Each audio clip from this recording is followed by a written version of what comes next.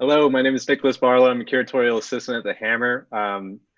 Thank you so much for joining tonight. And Christopher, thank you so much for joining tonight. And specifically also, thank you for letting us show that excerpt of Hyperway. Thank you for having me. Yeah, it's good to see you, man. See you as well. I want to start with this. I want to start with talking about the kind of production of Hyperway. Specifically, the film is filled with so many kind of striking visuals and kind of haunting and absurd imagery. And I was wondering, when working on a project like Hyperway, these large-scale video projects, do you start with these visuals in mind, or is there a kind of screenwriting, screenplay that starts first? There is a screenplay, but it's a screenplay not, I guess, necessarily I would say in the conventional sense. I do write it out in screenplay format because I find the limitations of the format generative. If I can, so that's something that is one thing that I do, but the screenplay reads very much just like a series of kind of visuals or a series of prompts, particularly for Hyperway. This was, all the dialogue that you heard in the excerpt that just played were basically word improvisations that I worked with Christina Catherine Martinez as well as Tumlir. And so these are, it's if anything, the script or the screenplay functions as a kind of a movement through the ideas or a movement through a formulation of questions that are kind of at the root of the project. Mm-hmm. So you're setting up, and you mentioned Christina Catherine Martinez, who is the actress who plays the Star Maker, that figure with the blue kind of glow-in-the-dark paint and stars covering her. Also, there's Jan Tumlir, writer and critic, who is the astronaut we see at the beginning, and also Augusto Aguilera, who is the other spaceman. Also, you were featured in it as kind of. I asked you before we went live this idea of naming these figures. You're not the Silver Surfer, but there is a kind of silver figure. I mean, I'm present as the silver figure is performed by numerous friends and including myself. And one thing I did want to just bring up, just because I noticed because of this the way I had made this excerpt of a looping piece for the screening, there are no credits. So I just want to take a quick moment to say, like, this project could not be made without Colin Trenbeath, who was my cinematographer on the project, Christina, Augusto, Jan, Lois Simon did some additional camera work, Ali Miller helped with costuming. There's a bunch of different people. Zena Zerner was one of the performers of the music you heard. Brendan Roll was composer. Eric Sheehan was my co-editor. Lots of people help on these projects. These are, by all means, not, projects of one. Well, I mean, that is something about your process, which is you work in a kind of experimental, non-linear, non-narrative film, but you rely on almost a kind of production style that is attuned and kind of mimics Hollywood. So you work with these collaborators and different things. But with that, I mean, you've made this film with Hyperway. Hyperway is a feature-length film. We saw a 30-minute excerpt. Yeah. And its runtime is about an hour and 46 minutes or something like that. Yeah. And it's also spread across 3 channels. So we saw a single channel version of it, but the actual installation, it requires that it is kind of expanded. I was wondering if you could talk a little bit about your impetus to tell a story in this expanded nature, but also kind of to take a nonlinear story and kind of extend it to the length of a feature film. I mean, I think one of, every project is like, I think I mentioned the story, it's kind of a formulation of a series of new questions that I'm just like thinking about in my studio, whether it be for Hyperway, for example, what does it mean to be an Earthling? What is a human? What is the purpose of space travel? At the kind of root of this project was this kind of comparison or this kind of thinking about how Daniel Buren's essay, The Function of the Studio, relates to interstellar travel and kind of this, and this was a conversation that predates this project, that I had years ago began with Jan, and kind of has now found its final form, if you will, within this project. And with all of that in mind, for me, what is more interesting, the story almost becomes the kind of spine of the film. It's the thing that holds all these kind of rhizomatic ideas together. But what is really important for me is not necessarily what has to be reconstructed, but it's more the telling, the discourse, the discursive elements of the film that kind of bring everything together and film this kind of cohesive whole. And so the impetus to kind of then expand that is almost in some way, it's made, there is this, it is slightly unwieldy. And that for me is kind of one of the things that I'm interested in. I mean, when you go to a gallery, you don't expect to have a work to require or ask of you an hour and 46 minutes across 3 different unique channels. And for me, there's something inherently interesting, and that's why I was also interested in this idea of screening an excerpt for this purposes today, is in many ways this mimics the average experience of a gallery goer when they actually encounter the work. Coming in and seeing a portion of it and kind of having to, in some ways, imagine the rest of it. Yeah, and it's but that information is also not kind of available when you walk into a gallery right away, unless you're really looking at it, which is that, this is an hour and 46 minutes. You're just kind of experiencing it anew. Yeah, in many ways, it kind of encourages this kind of both perception and imagination, or perception and reflection, to kind of be happening simultaneously, as opposed to just sitting in a movie theater, for example, and wanting to have or to be, which is generally kind of the encounter that you have when you see it, a standard film in a kind of theatrical proscenium. Yeah. And that's not to say I have a problem with a theatrical proscenium. I love a good movie, as much as anybody else. But you also love a bad movie, which is something that I really respect in you. I mean, I would venture not to call it bad. I would venture to call it not for me. So Aquaman is not a bad movie, is what you're saying. No comment.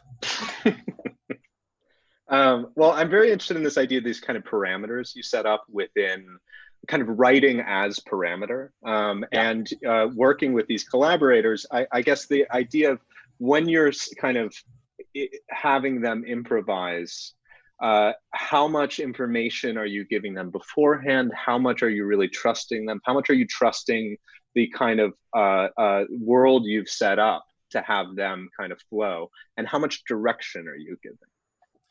I mean, I am editing, I meet with, for both Jan and Christina and Augusto, I met with them prior to, filming, and we discussed them.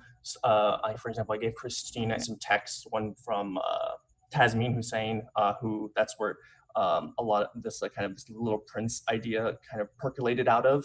And then also, and then I met with Augusto, and we even did some rehearsal with Augusto and Jan. And then while we're filming, I'm letting them also just kind of wander, because I'm very interested in the idea of this of capturing dialogue that sounds like they're coming to the thing they're going to say as they say it. And and in many ways, it's kind of a strange circumstance. And I recall working with Christina and kind of, asking her to kind of lean into that, let the kind of the confusion of the situation, feel free to pause and have to think of what's next to say. If anything, those kind of moments, and the same thing happened with Augusto, those kind of moments, I think, are actually kind of these very pregnant, exciting situations that, captured on, film or digital, end up being really kind of wonderful. Yeah. Well, I mean, in some ways, one of the things I love about this film is that the characters feel almost kind of plucked out of other movies. They feel kind of plucked out from a kind of narrative science fiction film. And that what we're watching in some ways is them in their downtime when the frame is not on them. We find them in these very kind of strange, precarious spaces in which they're just kind of waiting and questioning and roaming and kind of moping, which I really love and appreciate. And to that point, when we started talking about doing this conversation, you brought up this term, cinematic temporality. this idea of almost cinematic time. I was wondering if you could talk a little bit about that cinematic temporality, what that means to you, and kind of how you engage that within your work. I mean, first of all, it's immediately kind of complicated by multiple channels, which is one of the reasons why I enjoy working with multiple channels. It kind of allows it's an immediate disruption of continuity if you want it to be. And the joke I always make when filming on set, when somebody will ask me if, oh, what was the continuity of me holding this object, which I just, I say continuity is for telling stories, and that's not what I'm interested in doing. So, so it allows us kind of almost like dream reflection in many ways. Like, when you wake up and you recall a dream, like you don't necessarily know how something happened, you know what happened, but you don't know how it happened. And there's that, so there's that kind of situation which you can enact. But then with regards to cinematic temporality, I mean, in many ways it comes to this idea of like, there's a temporality playing out on screen, which would be, I guess, the diegetic time, if you will. That's not exactly the accurate use of the word, but that's what it is in some ways. And then there's the non-diegetic time, which is the time in which you as the viewer are actually witnessing time on screen unfold. Yeah, could you explain diegetic? Because we talked about this in relationship to your work, and it's a good term to unpack too. Yeah, I mean, diegetic is, of the story world, if you will. So, and then non-diegetic is not of the story world. So like a good example is sound. So for example, sound, two characters talking is diegetic sound, or, a sound effect happening on screen is diegetic sound. Non-diegetic sound would be a voiceover, or musical score, something of that sort. So something that is in the kind of discursive, is in the world of the video, but is kind of playing above the characters of the story. And like that's for something I'm very much interested when I even include myself in the work, because in many ways I kind of play this implied filmmaker, which is kind of in many ways like a gag that is playing over the characters' heads. In the sense that your presence is also kind of the camera, or are you the viewer, are you the camera? Do you define yourself in your films? I mean, I wouldn't necessarily define myself as the camera, because for me, the camera is I'm more interested in the potential of the camera as a piece of technology, as something that can, estrange the natural world, whether it's through slow motion or close up. And that comes from, writings by Benjamin. But this idea that the camera is this kind of almost this perfect encapsulation of like a science fiction tool, in which it literally can estrange and alienate the world. To that point, I mean, one of the things that in watching the film I'm quite impressed by is this kind of reliance on cinematic shorthand, a kind of showing us something that is a stand or a surrogate, kind of a stand-in for something else. For the example, like when Christina's in the car wash and this kind of going through the car wash, it being a metaphor, but a kind of fluid metaphor in the sense that it is both a return to the atmosphere of this kind of intergalactic journey, but it is also this kind of belly of the beast, but it's also a kind of car wash. It is unstable in the sense that it's all of those things at once. And how important is it to you to kind of construct cohesive metaphors? Or do you embrace this fluidity of kind of meaning of a metaphor? I mean, I definitely embrace the fluidity of it. I mean, there are, one of the things that I think cinema is really kind of not necessarily unique in its ability to do so, but has a heightened ability to kind of suspend meaning, kind of like take, and when which basically meaning is unfolding over time. Therefore, you're not drawing conclusions immediately, and it kind of you can kind of oscillate between kind of demystification and kind of just pleasure in the sensuality of the image.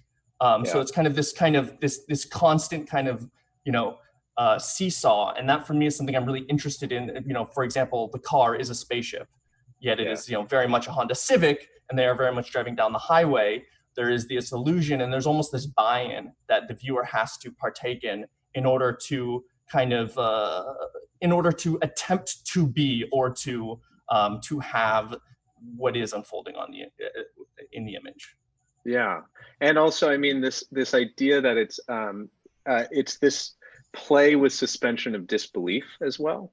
One of my favorite things that you do, it's a very small thing, which is that when Christina's character, the Star Maker character, is in the car wash, it's actually a rear projection happening, which is such a in the setup to the shot, you are asking us to almost believe that it is space travel, like a child would sit in a kind of car wash and imagine this kind of fantastic thing. But even in doing that, you're actually projecting the car wash onto her screen. So you've removed it another level. So once again, it's that idea that you keep on gesturing to the apparatus of what we are watching, so that we end up almost kind of sitting in this strange bifurcated space where we have to accept the kind of artifice and naturalness of what we're watching. It is both, and it's attractive to us to almost kind of to want to believe that these are kind of fantastic images, but you just keep on underlying that it's not. It's real. You show the building blocks on every step.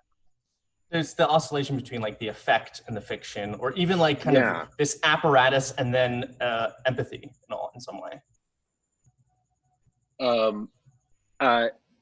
Yeah, I mean, one of the things in watching it again I really liked is this idea that you could draw a kind of correlation or a line from what Jan is talking about, the kind of Daniel Buren essay, and this kind of idea of land art and locality, this kind of idea of sourcing from the surroundings, as something that you're doing in the video as well, which is that you are sourcing from the materials that are producing the video to produce something. So I wanted to flag that because I really like that you ask us to live in this really strange space, and also this kind of idea of artifice being forefronted as something that I really, I guess that doesn't have a question except like. I mean, yes. I mean, in many ways, it goes to this idea of like, how much discourse do you need for the discourse to become a story? Yeah, yeah. You know, and like, you know, there's, I mean, and I mean, I think very like, you know, Godard is very famous for saying, you know, a film is a documentary of its actors. And then Rivette came back and said, a film is a documentation of its own making.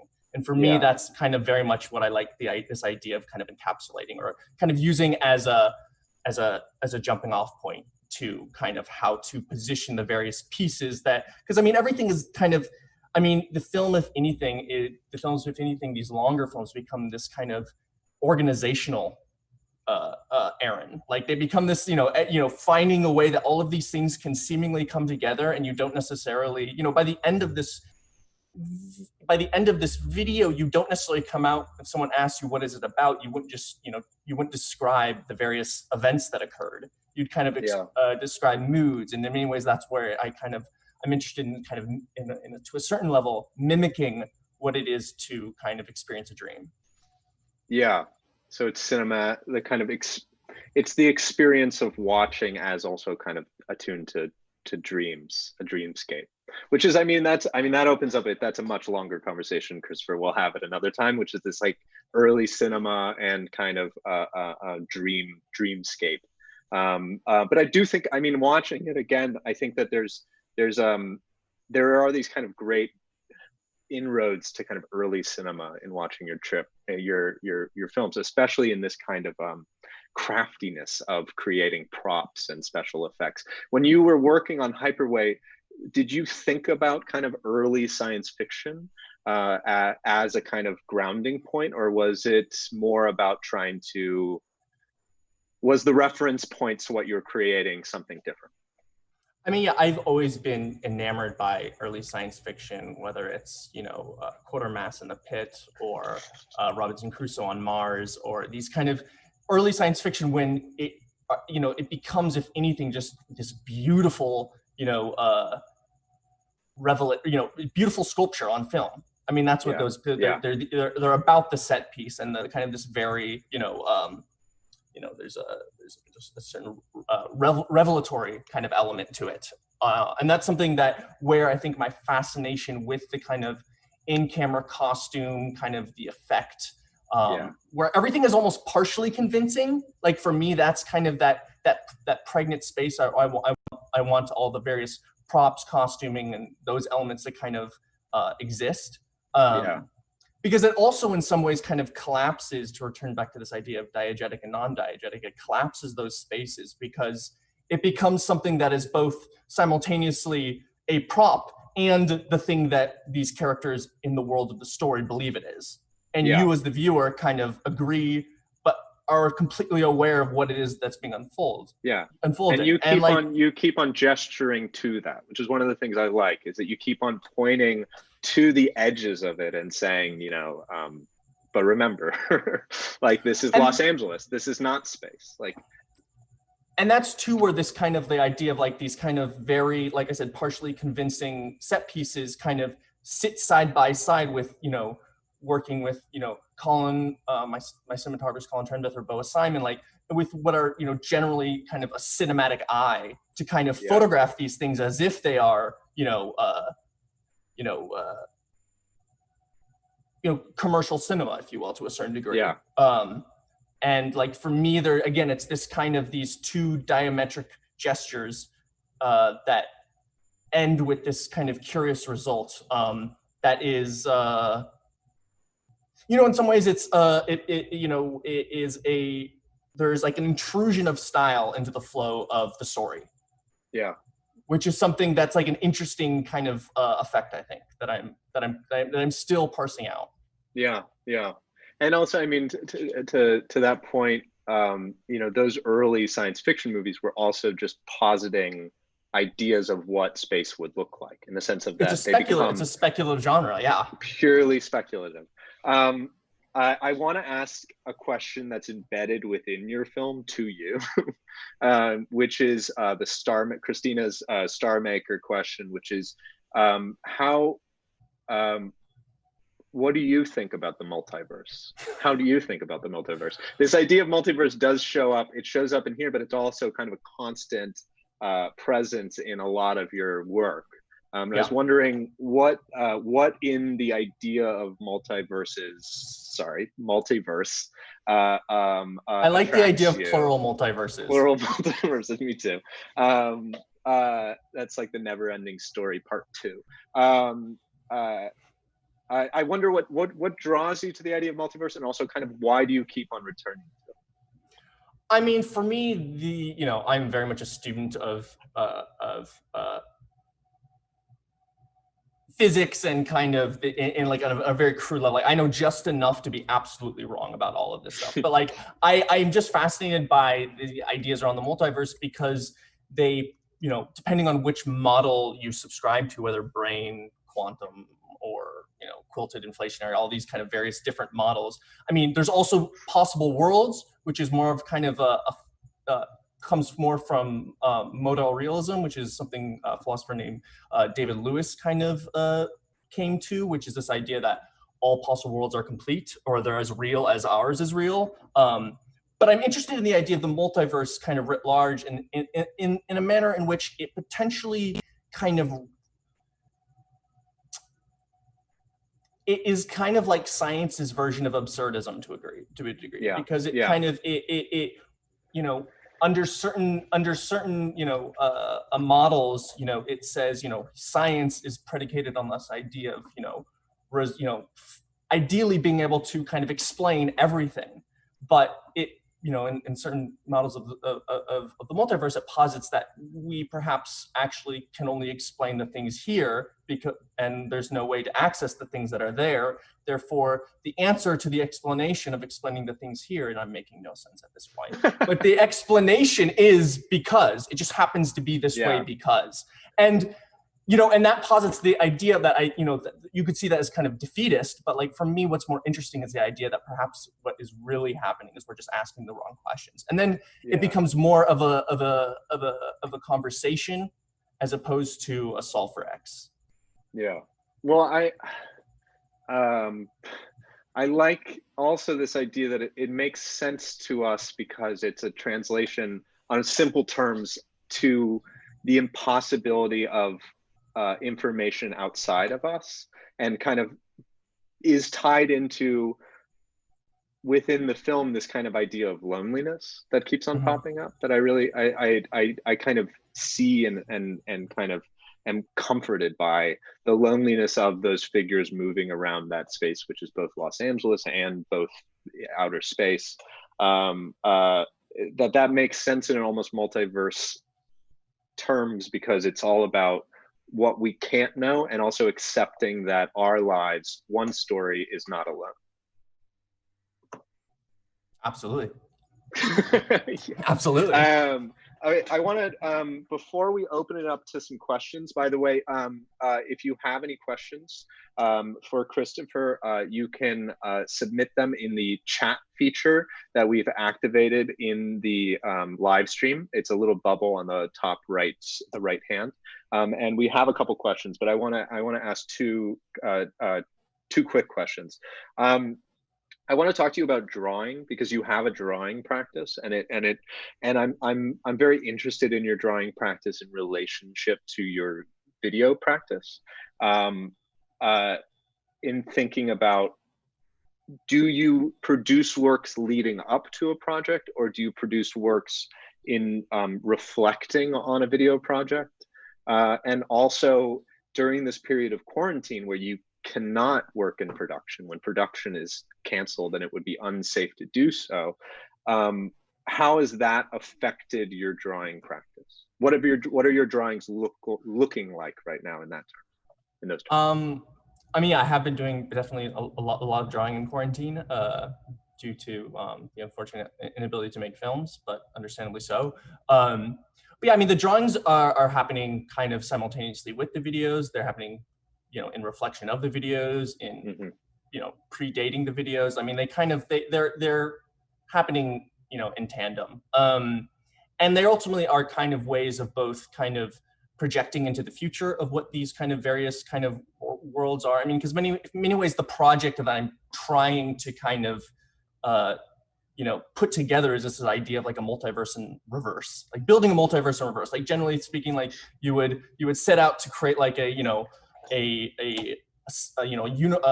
multiverse by kind of starting with here and then slowly expanding out so that everything can have this kind of purposely, seamlessly kind of tied together. And for me, it's more of this idea of doing that in reverse, where it's almost this like futile gesture of trying to make things fit together after they've already happened. And I like that. Collapsing too. I like the kind of futility of that gesture. But the drawings for me, again, are just what, if any way, is like a way of, in some ways of making a film, but thinking about it in terms like, whereas the films are functioning in many ways in terms of kind of horizontal montage, which is to say the juxtaposition of kind of, multiple clips over time to create juxtapositions and meaning. The drawings are vertical montage where everything is just collapsed into a single image, and it's about the seemingly juxtapositions that are happening within a single frame, or in this case, a single drawing. And so you have these kind of clashing aesthetics, different ways of different types of mark making, kind of, black holes and wormholes and kind of, strange creatures devouring other strange creatures, and coyotes. like kind of a hyper realism turning into a kind of scrawl, like a childish scrawl kind of thing. Yeah. Absolutely. Yeah. Now the vertical montage kind of idea is that's Eisenstein, correct? Is that? Yeah. I mean, Eisenstein, was a student of both, but like typically speaking, you would think of horizontal montage in terms of like the Kuleshov effect. And then vertical montage, if anything, like I when I think about the vertical montage, I think about someone like Barthes, who would often discuss like a single, he would discuss a film vis-a-vis a single frame. He would crystallize that into a single frame and unpack that frame to represent a whole. I think we should go to questions. Let's do it. Because I think we're going to get lost in that. But as a side note, we've never talked about Eisenstein's drawing practice, which we should do at some point. Let's do it at some point. Yeah, he had a drawing practice. Okay, we have a question from Sally. asking about kind of storytelling, which is, are you trying to tell a story with the work, or are you challenging the viewer to create their own? I mean, the work is narrative. There is a story being told. I guess that story doesn't necessarily have a resolution in a typical form. It doesn't necessarily follow a 3-act structure. So yeah, I am trying to tell a story, but there are lots of places for a viewer to kind of fill in gaps. Mm-hmm. Is that real? I mean, is it then? I'm always interested, especially with that kind of thing, about the physicality of seeing something in a gallery in which you come into a space, you see some of it, if not all of it, and then you leave as very different from a movie going experience. Is that kind of in the forefront of your mind when you're creating these stories? Absolutely. Yeah. I mean, that's something that I am definitely thinking about, in which case, I mean, I'm making work where it's not rude to get up in the middle and leave. And that's something that I'm thinking about as I'm making it. Yeah. We have a question from Nicole, which is a nerdy question. This is what they're saying. Nicole says, nerdy question. Is this a film or a video? Which I actually think is a absolutely very legitimate question. Great question. It's a video. It's a video. It's a video. Yeah. Yeah. But it's not finished a video. It's a video, 3-channel video, but it's not a video installation. You are not an installation artist. I would not qualify this as an installation. Yeah. Yeah. I'm not. I'm very particular to that. But yes, it is a video. Yeah. There's a follow-up question from Nicole. Now this is a nerdy question. Have you seen Fritz Lang's Woman on the Moon? I have not. I haven't either. Nicole, we're gonna check it out. Thank you for the rec. I really appreciate that. There's a question from Chet. Says, very impressive work. What projects are you working on now and hope to pursue in the new future? The new world order. Yeah. I'm working on. I'm actually working on a video called Coda. That is kind of a project that's been in development for 2 years now. It's another long form project, but I need to shoot some additional footage. So waiting for things to kind of resolve themselves to whatever capacity they do. And then I mostly just have been drawing, and I'm doing, been kind of preparing myself for a small drawing show that I'm going to be doing with my gallery here in LA. Great. You also have you've created a project called spacecamlive.com, and I want to give a shout out to that, which is a website that we will post in the chat if you want to access it. Could you talk a little bit about spacecamlive.com and the impetus to create it? I mean, that, early on in quarantine, when we were all going through periods of, brief mania, I think it was on the day of a supermoon or some sort of moon that was, a rare phenomena. I wanted to see it in the evening sky, but it was overcast, so I was, unable to. And then, I kind of spell out a little narrative on the website if you check it out. But basically, long story short, to my shock, I discovered that there was no live space cam that was quite literally just looking into the empty darkness of space, and that disappointed me. So I did a poor man's recreation of what that speculatively could look like, and as an impetus potentially to try to figure out a way to potentially in the future actually see Space Cam Live come to be. We'll see. I think if there's no more questions, I think that might be a good place to end with Space Cam Live, which is a great way to end. Lovely. First off, I want to thank Christopher. Thank you so much for joining, and thank you so much for letting us screen that excerpt of Hyperway. It's really nice to see that film again, even just a part of it. Also, I just want to give a quick shout out to our AV team. Thank you so much for helping with this. Brian, Flora, and Robert, thank you. Thank you. And Christopher, I don't think, if there's nothing else, I think we're good. Thank you. Thank you so much. Thank you so much for having me. I really do. It was really wonderful to talk to you. Absolutely. And thank you all for joining tonight. Thanks, everyone.